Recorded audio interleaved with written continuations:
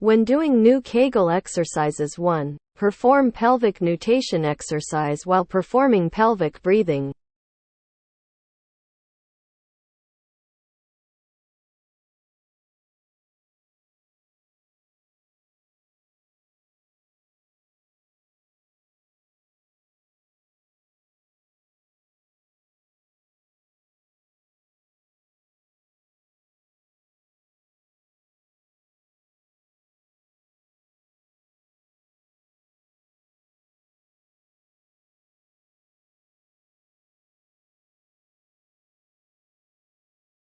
The pelvic diaphragm consists of the puborectalis, iliacoccygeus, coccygeus, and pubococcygeus muscles.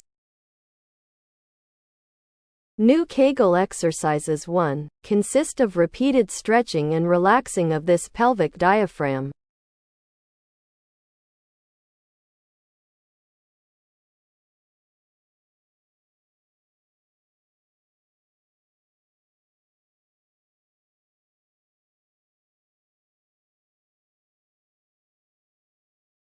During new Kegel exercises 1, the pelvic diaphragm is stretched and its central part moves upward.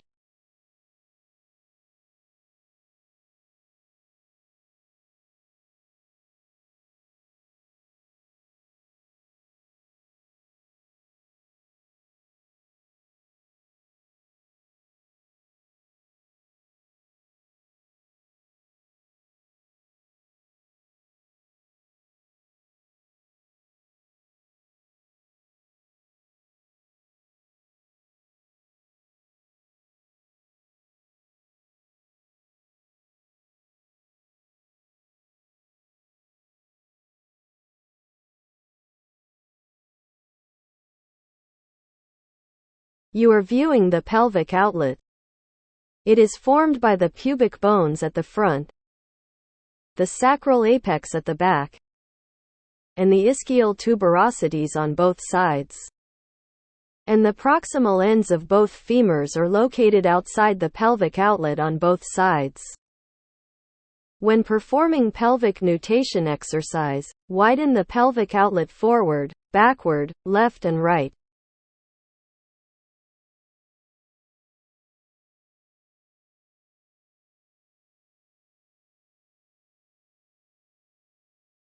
Many muscles are involved in pelvic nutation.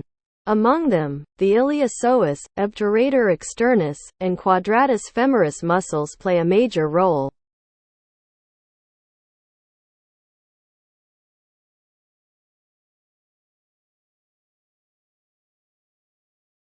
Here's how to do pelvic nutation exercise. Widen the pelvic outlet forward, backward, left and right as you pull the pubic symphysis region outward, passing through the medial and posterior sides of the proximal ends of both femurs. And then let the pelvic outlet return to its original state as you release the pubic symphysis region in the opposite direction of the pole. However, when you actually perform pelvic nutation exercise, it is not easy to widen the pelvic outlet. Therefore, widen the pelvic outlet with pelvic breathing, which will be introduced next.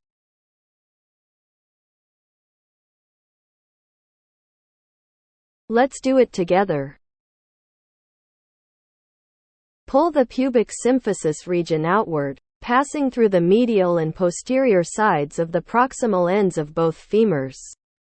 And then release the pubic symphysis region in the opposite direction of the pole. 1, 2, 1, 2, 1, 2, 1, 2.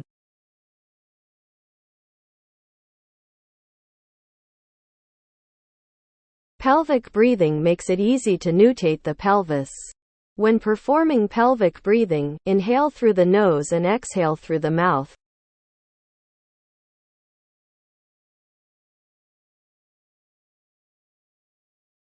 Try to bend your elbow and then straighten it.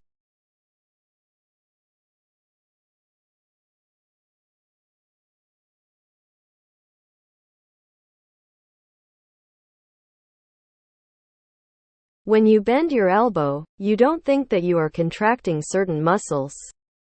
If you just move while thinking that you're bending your elbow, the muscles involved in flexing the elbow will contract on their own.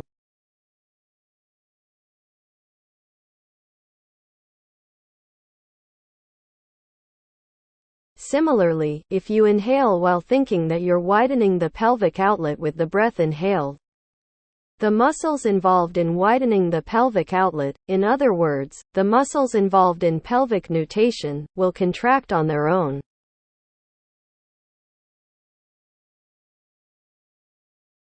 When performing pelvic breathing, imagine that a round balloon is placed in the pelvic cavity and that its inflation inlet faces the pubic symphysis. And then imagine that the round balloon is inflated with the breath inhaled toward both ischial tuberosities through the pubic symphysis.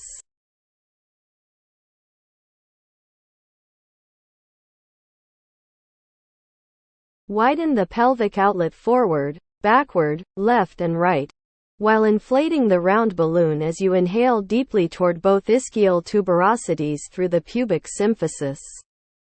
And then let the pelvic outlet return to its original state, while allowing the inflated balloon to return to its original state as you exhale in the opposite direction of inhalation.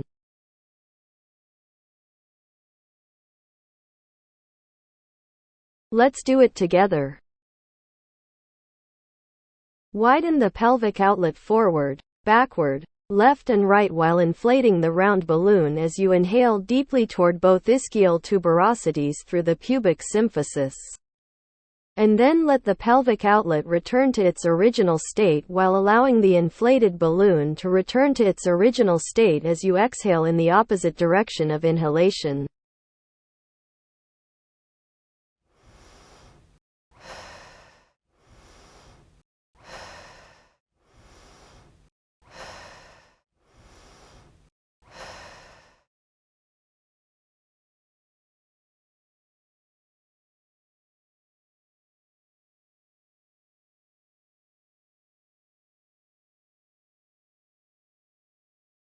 When doing new Kegel exercises Ⅰ, think of them as nutating the pelvis with pelvic breathing. Widen the pelvic outlet forward, backward, left and right as you pull the pubic symphysis region outward, passing through the medial and posterior sides of the proximal ends of both femurs, while inflating the round balloon as you inhale deeply toward both ischial tuberosities through the pubic symphysis. And then let the pelvic outlet return to its original state as you release the pubic symphysis region in the opposite direction of the pull, while allowing the inflated balloon to return to its original state as you exhale in the opposite direction of inhalation.